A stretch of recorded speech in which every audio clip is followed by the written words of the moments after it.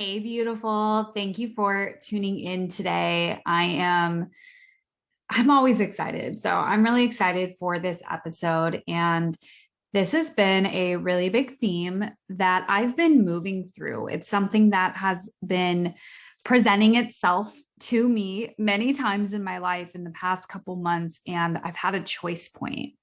I've been able to choose to do it the way I've always been doing it or look for a new way, look for a new path.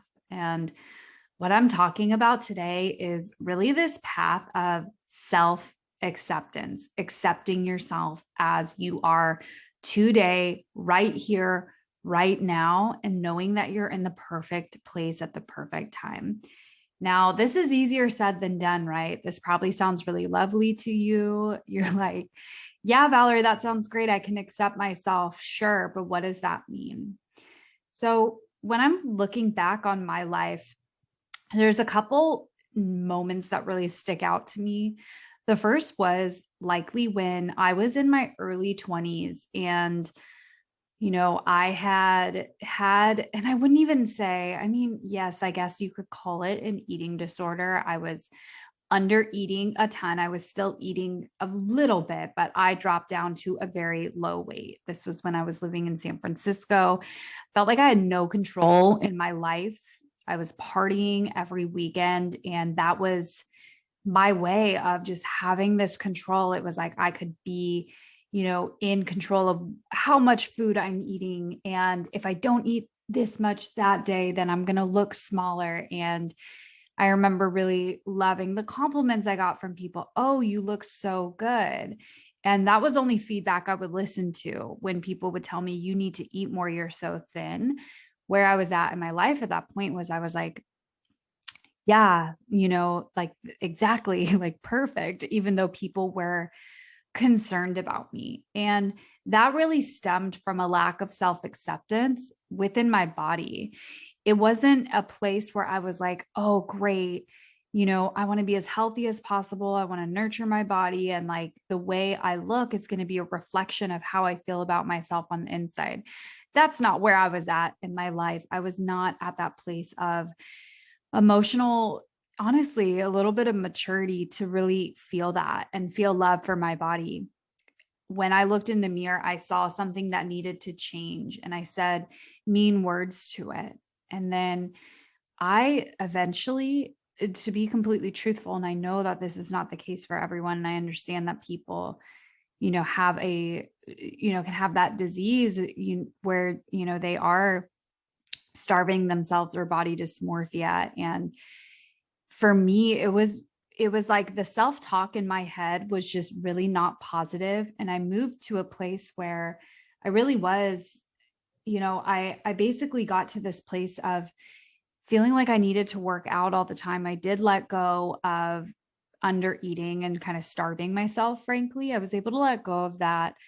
I felt happier within myself and I thought, okay, now you can enjoy food and eat.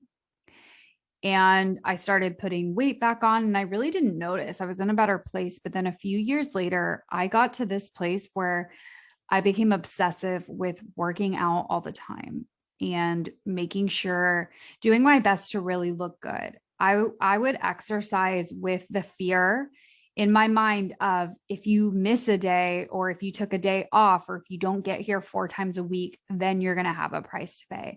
Then your body's going to look bad. Then, you failed, you messed up. It was like, I always just had this voice in my head, you need to work out, you need to work out. And what I know now that I didn't know then was I had a lot of unresolved trauma. I had a lot of things I needed to forgive within myself. I had a lot of things that I could look at, but on the surface, my body and the obsession with exercising, that was a way to escape. That was a way to actually not really look at what was going on within me. And it's really interesting because when we think of having, like an addiction or numbing out, it's really easy to think of, oh, well, numbing out with alcohol and drugs. Well, I don't do that, but you can numb out with overextending yourself. Like saying yes to plans and always having something, always talking to people. That's a way to avoid feeling. You could overwork. This is something that I've done many times. This is something that still comes up for me. If there's something that I'm not ready to face yet, it's like, well, I could just work, because what would I be doing if I wasn't filling my time with something? It's like, oh yeah, now I get to look at that thing. You can also, numb out with things like shopping, even things that are good for you, right? You can numb out with always having to book travel, always needing something to look forward to. There's a million and one ways. And that was something I did for a long, long time. And it still shows up for me in different forms. I just have this awareness now. And what's really important to know is that there is always a choice point to accept where you're at. And I'm going to share some of the things that I do, some practices and questions I ask myself to really help me get back into that place where I'm really in that place of self-acceptance. I want to share a quote with you. I'm actually double quoting. So this is a quote by Carl Rogers. And I heard about this quote from Amanda Francis. She's a money mentor. Highly recommend following her online. From one of her courses, she talked about this topic around self-acceptance, and Carl Rogers, she shared his quote, and he says, "The curious paradox is that when I accept myself just as I am, then I can change." So let me repeat that again so it can sink in. The curious paradox is that when I accept myself just as I am, then I can change.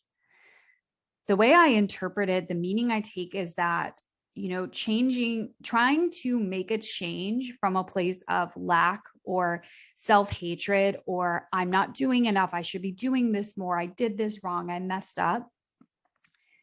You can't change from that place. You're not in an empowered state.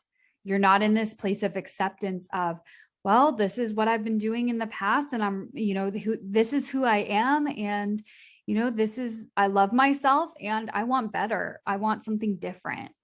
And that's really the place we want to get to, because if you're like me, which I have a feeling you are, which is why you are listening to this podcast right now, you want to grow. The idea of being a better person than you were yesterday, that excites you. You love learning. You feel really good. It's a really big win for you to listen to a podcast, listen to an Audible, take a course, hire a coach. You love growth. You love moving forward in your life. And what I've been learning through my growth is that a really key thing to do and a key place to be at in order to grow, in order to expand, in order to elevate, is to accept yourself for where you're at, for this level now, right? And knowing that there's always more to come. There's always better available. There's always that next level. So something that I share with my clients that I'd love to share with you in this moment right now is that there is a mountain to climb in life. And there's a top of a mountain, and then there's going to be another mountain. And when we're climbing mountains, I want you to think of when you're climbing up a mountain, it's really, and let's say it's a really tall mountain. It's going to take a long, long time to get up. It's really easy as you're climbing the mountain, moving through the treachery, you're moving through your fears, your heights, all that. It's really easy to, take a pause and look up at everywhere you haven't gone yet. Oh, I still have so much more to climb. I still have so much more to do. I got to get up this place and figure this out. How often, though, are you taking a moment to actually look down at how far you've already climbed? When you truly accept yourself, you are going to be in a place where you're able to look and go, here's where I was a year ago. Here's where I was when I started climbing the mountain, and look at where I am right now. So this is the first key that I'm going to give you, is that I want you to be in a beautiful practice of reflecting on where you've been. Because remember, like I said, I know that you are growth minded. I know you want to improve and be the best version of yourself. When was the last time you checked in on that version of you a year ago, even at the beginning of the year, 6 months ago, right? When was the last time you checked in with that version and actually looked at how far you've come since then? So I would really recommend writing out what you're most proud of yourself for within the last year, in the last 6 months, right?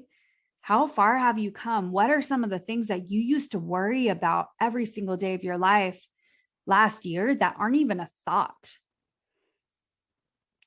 What are some of those things? I've seen this on Instagram. It's a quote. I don't know where it originated from, but it was like, basically the gist of it is notice that you are walking through doors that you once prayed to be open for you. Meaning there are things that you do and live and have accomplished, and it's just part of who you are, your everyday life. And there was an older version of you who literally prayed and sat there and said, I hope that one day I could maybe do this thing. And here you are, you've already done it. You can do it in your sleep. You've done it 100 times. So how often are you taking that moment to look down at the mountain and really reflect? This is going to be really pivotal to you accepting yourself, because you're going to show your subconscious mind, oh, wait, I've already accomplished so much. When I say I'm going to do something, it happens. When I set a goal, nothing stops me. When my intention is there, anything's possible. So I want you to look at how far you've come, check in with yourself. I'm going to ask you to do something uncomfortable. I want you to decide that you are already perfect the way you are. Already decide that you are perfect. You are already perfect the way you are. That doesn't mean that there's nothing left to improve, but what if you were already perfect? And then it was just about finding an easier way or that next level or creating more, better. But it's not coming from this place of something's broken. It's coming from this place of, hey, I'm already perfect and here's how I want to improve. This is probably the hardest thing to do because, it's double-ended, right? Because what is perfection? There's no definition. There's no black and white of here's what's perfect and here's what's not. It's all a perception. It's all a standard. So what if you set the standard for yourself right here, right now, that you're perfect? You're perfect the way you are. You're not broken. There's nothing you need to fix. There's certainly things you can improve, but you're not broken. You're already perfect. I want you to decide that. What if you could just decide that you are perfect the way you are? What could open up for you? What could you then change and improve if you're already coming from this place of, hey, I'm perfect. And there's this thing I would love to have an easier way around. And there's this goal that I would love to reach. And there's this part of me that, I would really love to have support with and reach the next level in. You are already perfect. And a really great way to actually have that next level and actually, find that improvement in your life from a place of self-acceptance is observe yourself. So as hard as this can be, I want you to pretend that you're observing yourself. Like you can pretend a friend is saying it. You can pretend you're out of your body looking down at yourself. I want you to observe yourself and decide that there's something that could serve you at a higher level. So take yourself out of your own experience and look down at yourself and be like, I noticed that she's putting stuff off until the last minute and putting herself in this space of chaos and stress. And she's so brilliant. Like she's so awesome. What if she started having more organization in her life or her business? What if she could be a little more proactive? What would that open up for her?